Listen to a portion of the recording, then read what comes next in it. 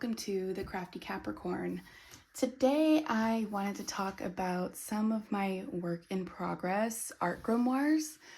I definitely have a lot of books going on at the same time, which used to bother me a long time ago, and now I've kind of just come to this place where I'm accepting that I'm always gonna have things that are in progress. Things might take me a long time to complete, and I'm really hoping that eventually I'll get there, that I'll fill all of these beautiful books up and maybe take you along for the ride or give you flip throughs at the very least. So yeah, I've got a lot to talk about today, so let's go ahead and just jump right in.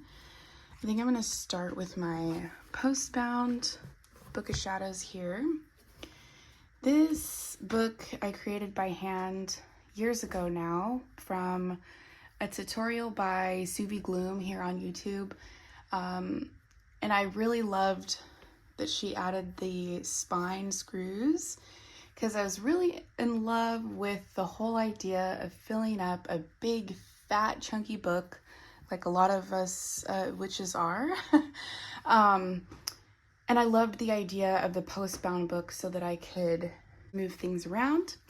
And this one I created with the idea of actually capturing my practice. So it being more, I guess, what's properly considered a grimoire, but in my head I consider it a Book of Shadows. I go the opposite way. I call my working books my grimoires, and I call my resource, one that I'm gonna hold on to and store information long term. I call that my Book of Shadows, but that's what I intended this one to be, and but explored in an artistic way.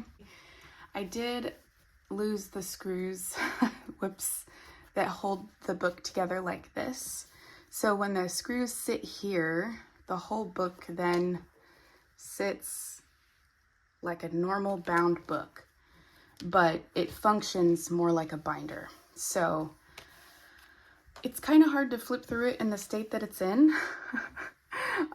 So I think I'm probably gonna just take all the pages off and flip through what I've got for you, because I think that's the easiest way to illustrate kind of how I've been using it. And also, can we just take a moment to appreciate this really cool bat trim that I added to the inside of my book? I love it.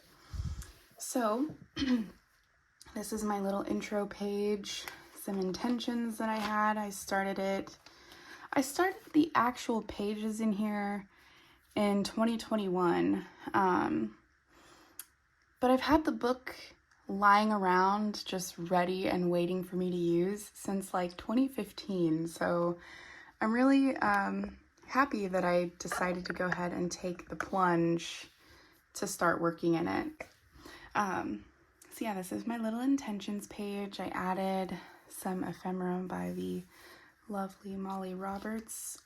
I was subscribed to her ephemera Happy Mail tier on her Patreon for a long time. So intention page, just did some regular old art magic here, just kind of capturing my energy and reminding myself that witchcraft doesn't have to be something that is so complicated that I have to go and seek externally, that I can basically just pause and appreciate what's around me, and that in itself is magic. So I really love this little painting that I did here. This page I did dedicated to some fertility magic that I was doing. It's really beautiful actually looking back on this page, because at the time I just had no idea what an incredible blessing that she was going to end up being. I love this page so much. I found this weird magazine image with her leaning on an egg. And then I think I had intended to add another page here, which actually is sitting right next to me. This doodle page here, I think I had initially intended to go right here because they're more related. But instead I added it to the back of this one, which was kind of some notes that I had been taking on another Patreon that I was subscribed to for a long time. She keeps changing her name, so I don't know if she's still Mother of Goblins or she was like Raven something for a while. Mandy C, like she's changed her name a bunch of times, but yeah, I was subscribed to her Patreon for a while too, and I was taking some notes on her Yoni healing course. So I do kind of wish that I had put this page right here. So we'll see if maybe I can like photocopy it or something and include it here instead, because I think I would like this information to live somewhere else as well. That's why he's kind of off to the side in my little file folder. Some more art magic. But yeah, I really do enjoy the way that this looks. I was experimenting with techniques and yeah, it looks gorgeous in my opinion. And then I added this page with this quote that lived in one of my very first Book of Shadows. I don't know if you can see it that well. It says, "Only the fearless know what I mean. When you die to the princess and rise to the queen." And I was kind of writing about sovereignty, power, boundaries, some healing that I've been working on in therapy. So add some jelly plate fun stuff and some printables by Ellie Mack and a sticker. It's fun to look at. Here's some more Patreon notes. Wow. This was a course by Molly Roberts again. Actually, it was one of her podcasts talking about empowerment and inner strength and channeling your inner mean witch. So I really love this. I drew the little, I don't know if anybody's familiar with the game Grimoire. I have a Nintendo Switch, and that's like truthfully the only game that I really play, but I've won it like 3 times over, and it's a really incredible emotional game that's kind of centered around emotional empowerment and finding your strength and that sort of thing. So I drew this the Gree character here to kind of remind me of those themes, and I created this really cool like power symbol, like sigil of sorts here, just using some of my own personal symbols. And I still like looking at this page. It makes me really happy. And yeah, this Most Precious Fucks is from Molly Roberts as well. So I love the way that page came out. I have yet to add anything to the back just yet though. This is a fun page I did relatively recently on my birth chart. Pretty simple. Just added some cool stickers from my favorite sticker book and covered them with cool like glitter paint. Yeah, I think I was initially planning for this to be like a cover page where I can explore my birth chart in detail because as you probably remember from my last video, I'm studying astrology in depth right now. So I figured, you know, having this as a cover page would be just aesthetically pleasing to look at.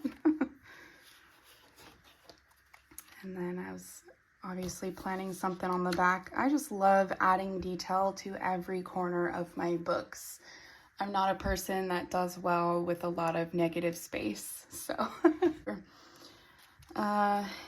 Okay, so then we come to my Sabbath pages. It looks like, yes. And here I was again really inspired by Mandy C, Mother of Goblins. I was inspired by her big post-bound book, and she did a lot of like tea-dyed pages, and she kind of walks you through like how to set your pages up similar to her, and she does this cool like Old English titling on all of her pages, and I loved it.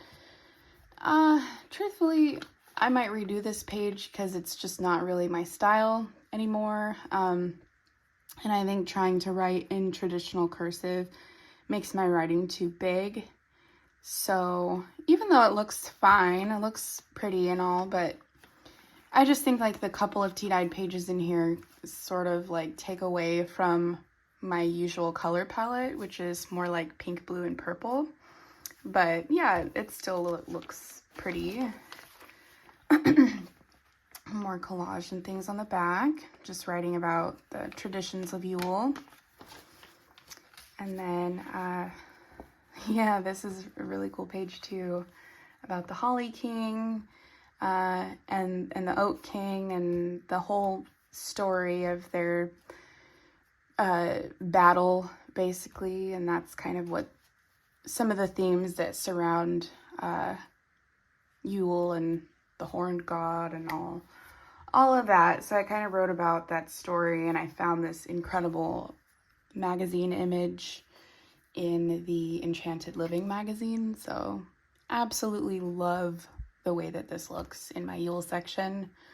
He will be living here forevermore. And then, yeah, here's another page I'm not like super in love with. I mean, I like my doodles, I like some of this collage, but I had this idea to explore potentially like naughty and nice like spirits of sorts, and I don't know, this was a fun idea, but I don't think I really thought it all the way through, so we'll see on what I can do to kind of change this around somehow. And ooh, this is fun. This was a sketch of my seasonal altar, which anymore, since I have a toddler, it'll be a while before I can set up something as elaborate as this again. But it's really cool that I documented it this way. I'm so happy that I just kind of went for it and tried not to think too hard about it. And I labeled everything, which I also think is so fun, just in case I forgot what my doodles were. I love that page. And here's another fun, I think this was a prompt by Molly Roberts as well, where she talks about like trying to think about what the winter elements are to you and how you might experience them. And so for me, even like fire here, since I don't have a proper like hearth in my house, I said the low comforting hum of our electric heaters as my fire element. So I think that's really cool. And some recipes. Yeah, nothing too much to say about it. Very cool. And then, oh yeah, I was planning to write about some winter herbs. And now we come to this image I think you guys will like. This is the Samhain section, so some cutesy stuff. I think I had started these pages here in a disc-bound book, but I changed my mind and wanted it to go in the post-bound one instead. So when this is all put together, this will sit here aligned with the holes, and this tab sticks up over the rest of the pages. And so I think that that's really cool, and I'll probably end up, when I address the unfinished pages that I'm not happy with in my Yule section, I'm gonna add something like this for every Sabbath, because I have a bunch of these like sticky tabs. So then just some fun stationery. If a year was tucked inside a clock, the autumn would be the magic hour, by Victoria Erickson. This was another choice that I made that I just need to think about a little bit. So I had all of my pages out like this. I was working flat, and I didn't think about the fact that when all of this is together in my book, inside of the spine here, there's not a ton of room to turn my pages, or at least there's not a lot of room to turn them well, and things end up very bent. So it's usually ideal to keep my pages relatively flat. If I do any tip-ins, you know, it needs to stay pretty flat. But as you'll see on the opposite side of this adorable little page that I made, that doesn't quite work with this. So I added some ephemera from some Halloween stuff, you know, just very scrapbooky. And I like it. I might change things around in the future here because washi's not holding up well, and I don't even remember what I had planned to write about or stick here, but it looks fine. And then on the back I have this epic creation, again by Molly Roberts. I just loved this mini book that she sent in Happy Mail, and I thought, oh my god, this has to live somehow in my own book so that I can, you know, look through every Samhain and be able to enjoy this, because it's a stunning creation, right? But I think I have to find a different way to do that. Maybe I'll add like a clear sleeve or something like that so that it's flat, and I just kind of have to take it out in order to read it. So something to consider, but very cool nonetheless. And some more collage. I did some alchemical elemental symbols here. This collage I'm actually really proud of because I found this beautiful booty lady in a magazine, and she had this kind of witchy cloak on, and I actually added the snake, if you can believe that. I could not believe that I had found a snake wrapped around something else, which I don't even remember what, that perfectly fit her body. It's like it was totally meant to be. And yes, I think this is aesthetically probably one of my favorite pages in probably in all the rest of the books that I'm going to be showing you. So she's absolutely a favorite. And just like my little crone lady here, writing about the time of the crone, Samhain correspondence there. And Nightmare Before Christmas made a big impact on me growing up. I watched it obsessively. And so I thought that it would be kind of cool to, because this was a book sleeve from a book that somebody gave my daughter. I thought it would be kind of cool to, like, you know, cut this down to regular paper size and then write about how this movie impacted who I am somehow on the inside. So that's why it's kind of just shoved in there for right now.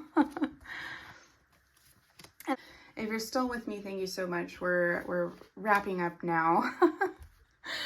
Yeah, so here's some more art magic I did. This is a lesson from,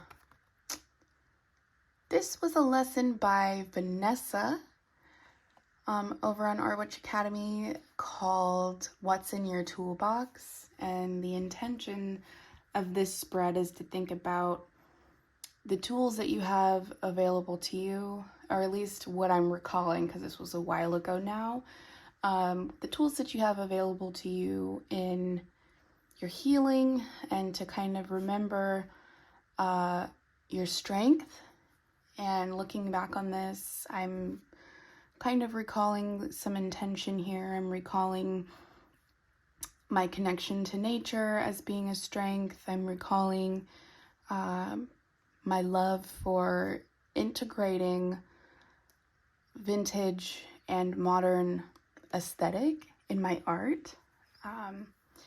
And I love that all of this is kind of coming from this space of awakening in my third eye, and that all of these ideas are coming from my head. Fairy lore is a big deal in my inner child work. So this was just a fun one aesthetically, and I thought since I created it with the guidance of Art Witch Academy, that it would be a cool one to include in my book to kind of show my daughter, if she's interested in connecting to this book in any way, to show her that big healing can take place just through the expression of art. And I was going to kind of write some stuff on the back at some point. It was a gift bag that my husband gave me our first anniversary gift in this bag. And I love it, of course. It's so fun.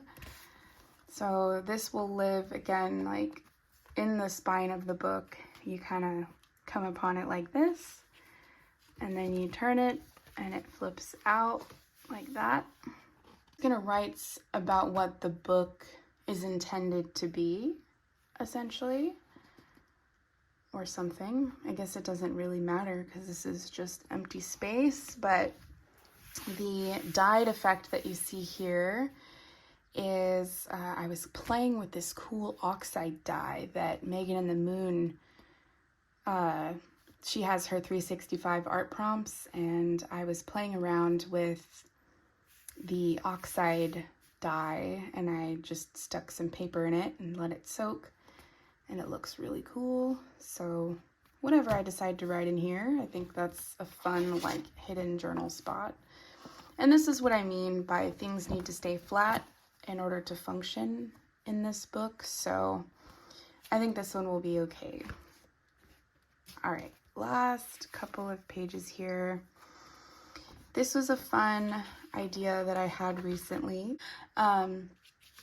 about enchanting my wardrobe, my actual like closet clothing that I wear, because I'm a seamstress and I love to create my own clothing.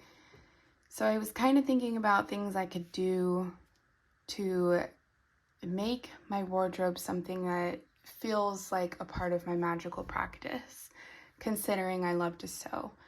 And so I kind of created a list of things that I could do that would be part of that enchanting process. You know, I also wrote some notes in pencil about my style preferences, and I think I was gonna create like a Venus